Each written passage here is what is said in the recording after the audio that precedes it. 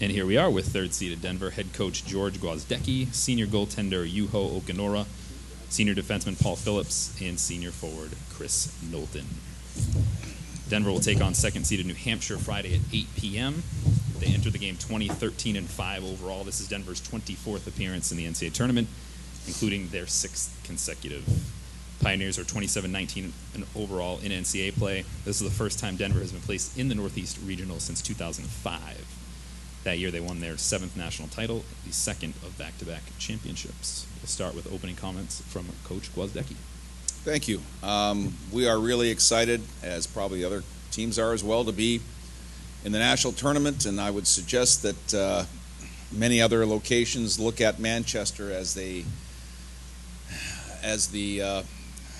how do I say this, as a great example of a host city and hosting a regional. They've been great hosts for us, and things have gone well, extremely well so far. Our travel and our hotel and meals and everything has just been terrific. So we thank those people responsible, and we're looking forward to the tournament starting tomorrow night. Thank you, Coach. Questions for the student athletes? Jim? Jim Conley from USCHO.com. For any of the players, can you tell me what it was like to kind of wade through after losing the quarterfinal round, and when did you actually know that you'd be in the tournament?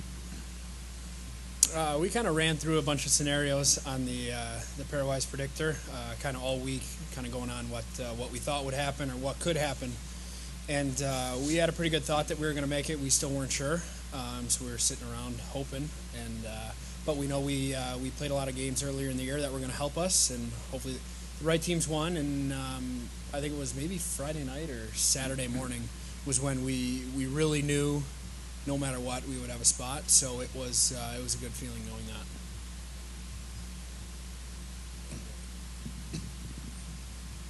that. For any of you guys have played New Hampshire already this year.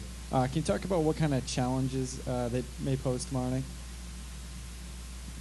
Well, I mean, they've been a pretty good team all year. They have been at the top, I think top 5, definitely top 10 since the beginning of the year. And, you know, when we played them earlier, you know, we really let one get away.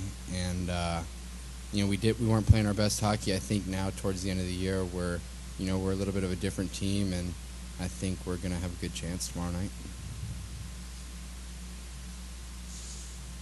Any more questions for the student athletes?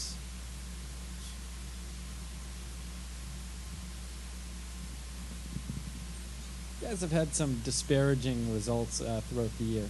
Like either you win big or you have some big losses. Can you talk about that and what's causing that possibly? I don't know. Obviously this season has been kind of inconsistent. Started out really hot, and then I don't know what went wrong, but there has been ups and downs, but I think that we're coming together at the right time, and I think that's all that matters right now. And you look at some of the losses that we had more recently. North Dakota, I think we lost 5-1 on Saturday night a few weeks ago, and we lost to Minnesota 5-1 Saturday night again. But the score isn't really indicative of how we played. We played well in those games, and that's all we're really focused on. We didn't really look at the score in those games. We knew we played well, and like UC said here, we're coming down the stretch here playing some good hockey. Any further questions for the student athletes? All right, you three are free to leave. Thank you.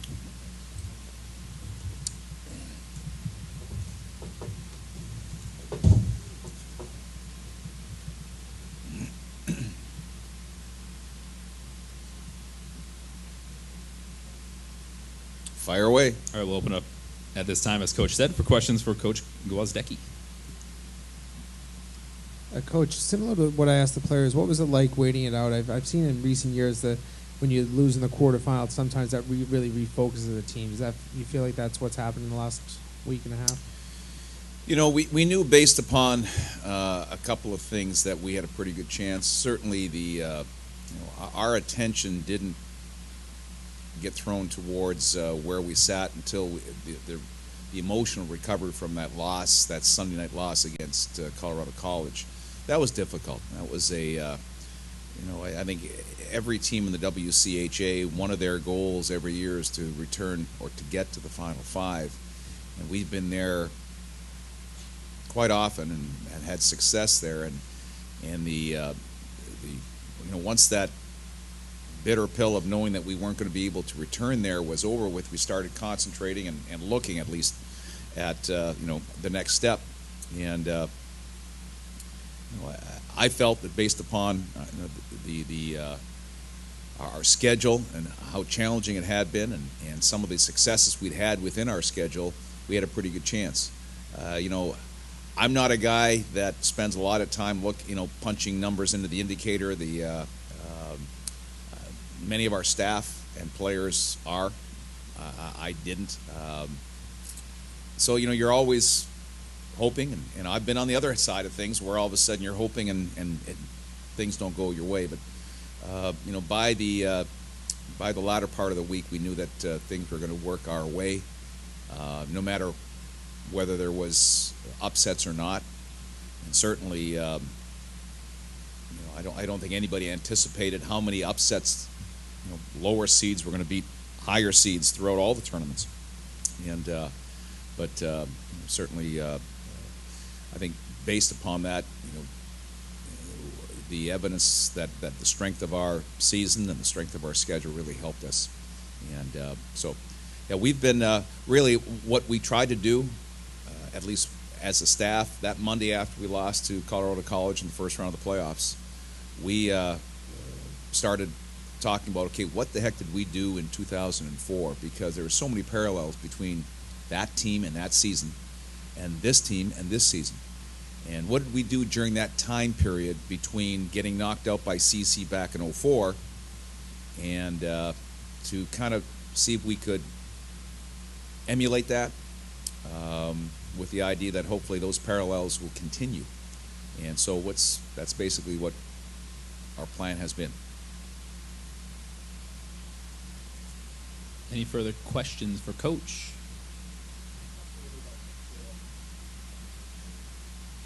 Nick Shore. I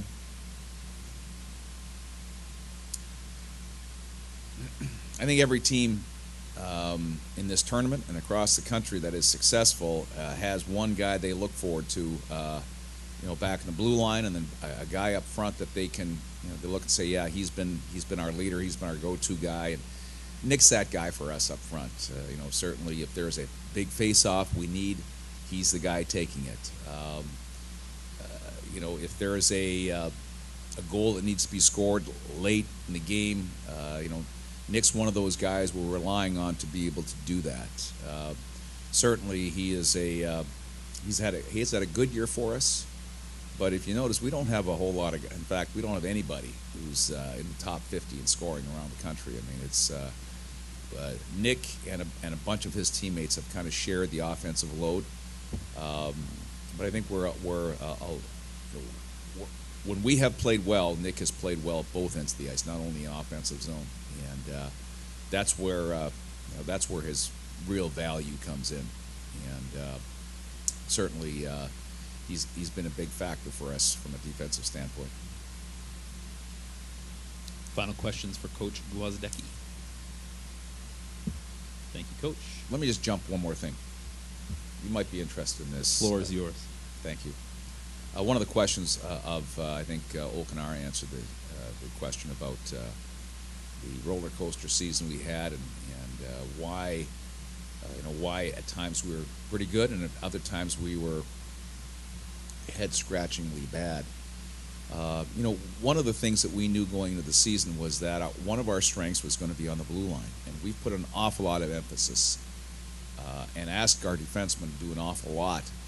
Not only defensively, but offensively for us. And you probably will notice that the first 10 games of our season when we were 9-1, our defensemen were statistically one of our top scorers.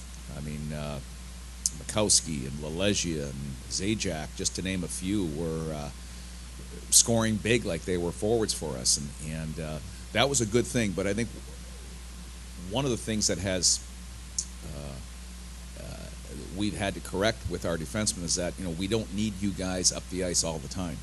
We need you guys to play defense. And I think being able to find a a good balance between offense and defense for our defensemen has been key for our success. And I think they have found over the course of last month and a half, they've found a good balance in their game where they're not always up the ice cheating. I recall a great example of what I'm talking about is against New Hampshire. We're up 4-2 early in the third period in a game where at that point I think we're in pretty good control, and there's a play on New Hampshire's goal. There's a shot, there's a scramble, and we have 5 guys, not 1, 2, 3, or 4. We got 5 guys diving for the puck to try to gain possession. And that puck is standing 5 feet in front of New Hampshire's goal. So we got 5 guys crashing the net, and the rebound gets popped by all 5 guys. They come down on a 2-on-0 and score and get back in the game and eventually win the game. But it's that kind of area that we have kind of cleared up that has helped us become a little bit more successful. We were pretty reckless early in the year, and as a result, I think we've become a little bit more balanced and a little bit more effective. Any follow-ups? Thanks, Coach. Okay, thanks.